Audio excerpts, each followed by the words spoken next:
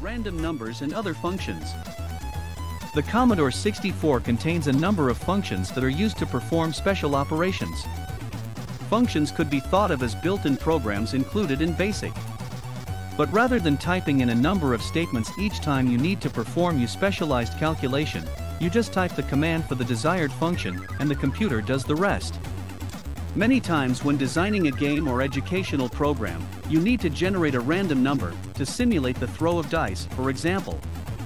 You could certainly write a program that would generate these numbers, but an easier way to call upon the random number function. To see what RND actually does, try this short program.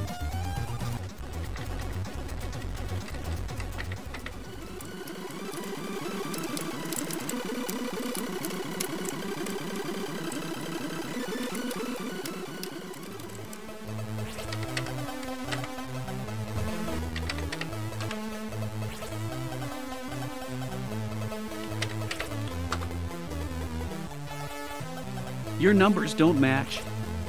Well, if they did, we would all be in trouble, as they should be completely random. Try running the program a few more times to verify that the results are always different.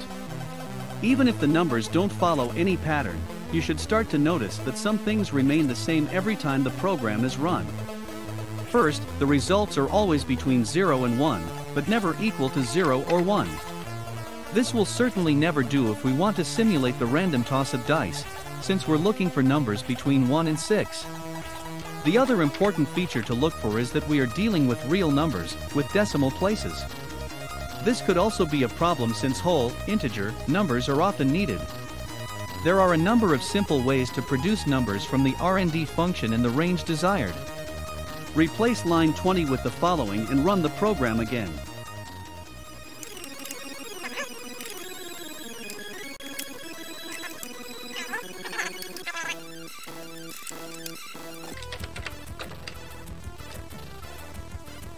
That cured the problem of not having results larger than 1, but we still have the decimal part of the result to deal with.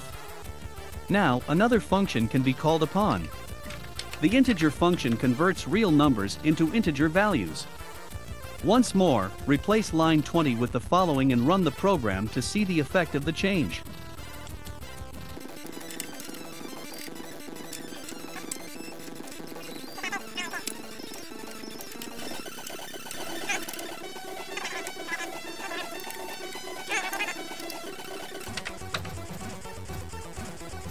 Cool, it worked.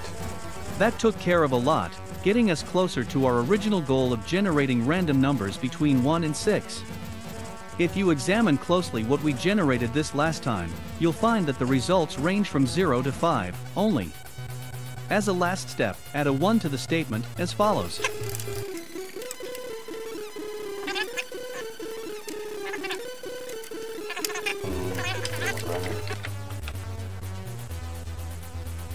There's a 6 in there.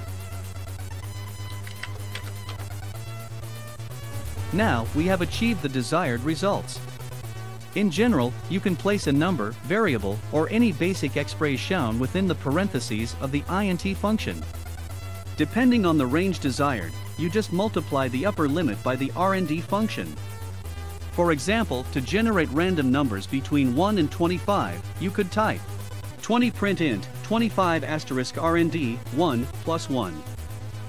The general formula for generating a set of random numbers in a certain range is number equals int lower limit plus upper lower plus 1 asterisk RND 1.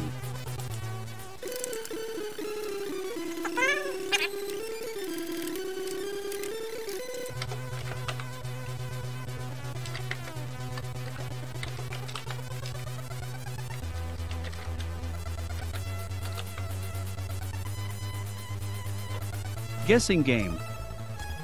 Since we've gone to some lengths to understand random numbers, why not put this information to use? The following game not only illustrates a good use of random numbers, but also introduces some Untitled programming theory. In running this program, a random number, nm, will be generated. You can specify how large the number will be at the start of the program. Then, it's up to you to guess what the number is.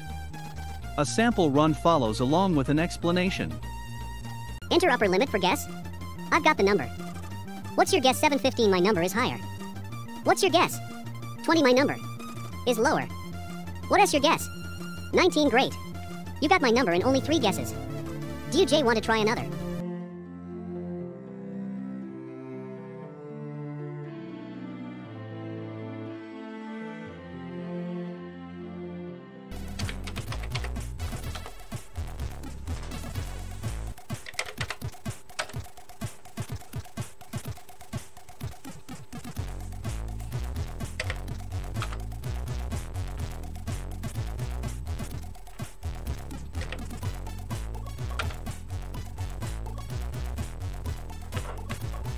Did something wrong.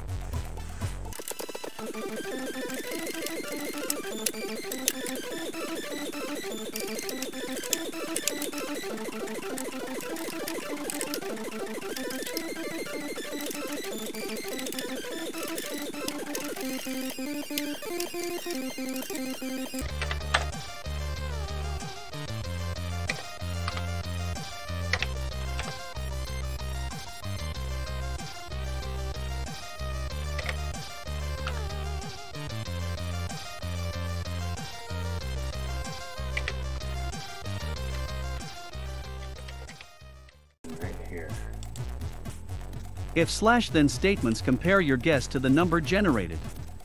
Depending on your guess, the program tells you whether your guess was higher or lower than the random number generated.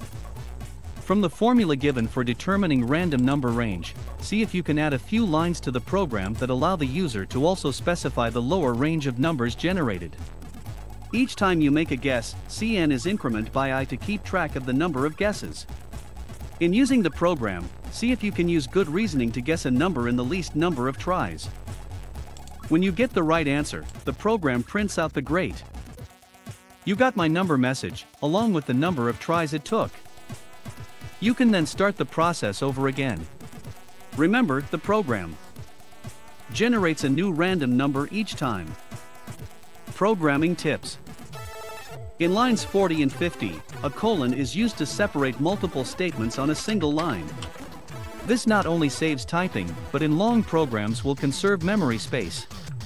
Also notice in the if / then statements on the same 2 lines, we instructed the computer to print something, rather than immediately branching to some other point in the program. The last point illustrates the reason behind using line numbers in increments of 10. After the program was written, we decided to add the count part. By just adding those new lines at the end of the program, numbered to fall between the proper existing lines, the program was easily modified. Your role. The following program simulates the throw of 2 dice.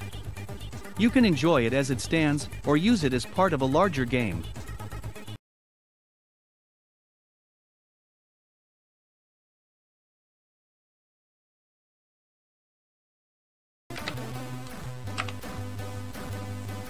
I got a 2 and a 1.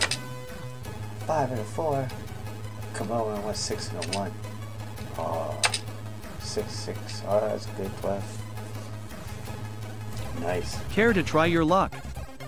From what you've learned about random numbers in BASIC, see if you can follow what is going on. Run.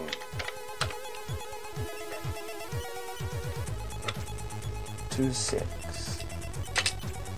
5 and 3. 5, 5. 3, 5. 6, 4. 5 and 2. 4 and 3. That's being pretty random. That's good.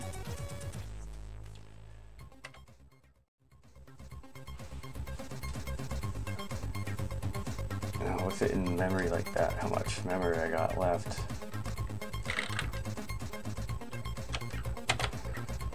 How much free memory? Plus 2 to the power of 16, of course. Oh, look at that. It went down. It was 909 last time. Let's see if I go new if it changes. Alright, so 713.